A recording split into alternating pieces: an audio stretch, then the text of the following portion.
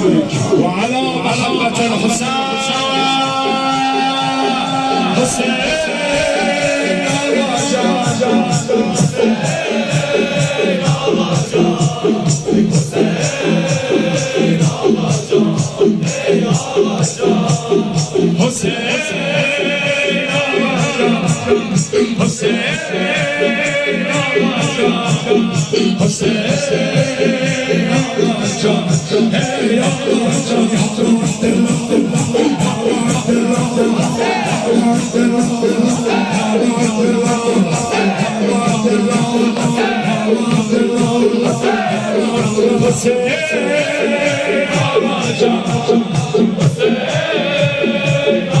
کی میدونه تا شعار شوهردی زنده است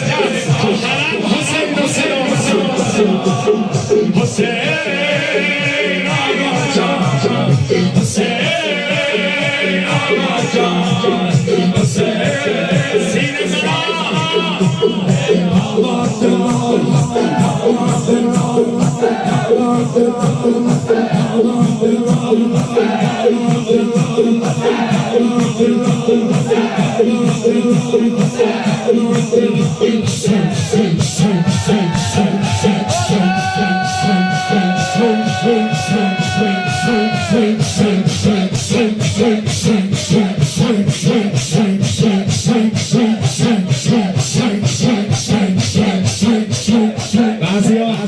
شاید خیال کنم اینجا فقط داریم سینه میزنیم،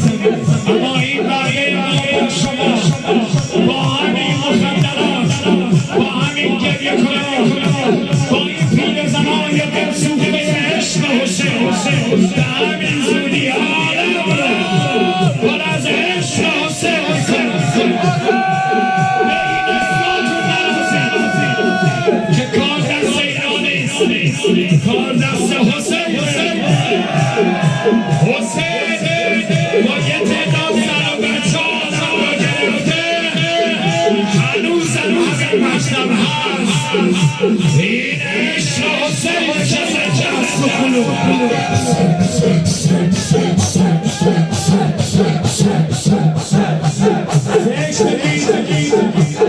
برای اون مخدرات ایجاد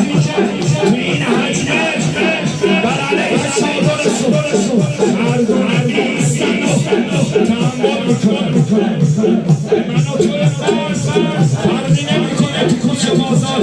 کسی بیادبیت بکنن فردی تحملش اما برای خانما سخت میشه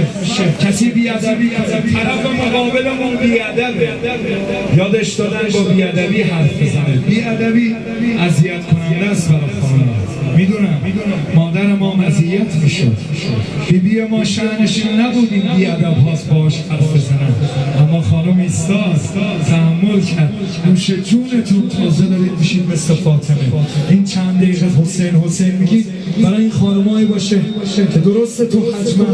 درسته با اون رسانه وحشیشون سعی میکنن این متحسنین تو حرم رو که سعی میکنن علم چادر رو دست بگیرن تحت شعا قرار بدن اذیت کنن، اما تو این آب و هوای سر تحمل میکنن، میایستن به این که بگن ما سرباز مکتب اون خانومی هستیم که در راه مکتبش عباس میدهد نخ محجر نمیدهد. عقیل زینب به آدم سیده جلیل زینب عقیل زینب به آدم سیده جلیل زینب عقیل زینب به آدم سیده جلیل زینب عقیل زینب به آدم زینب عفیفی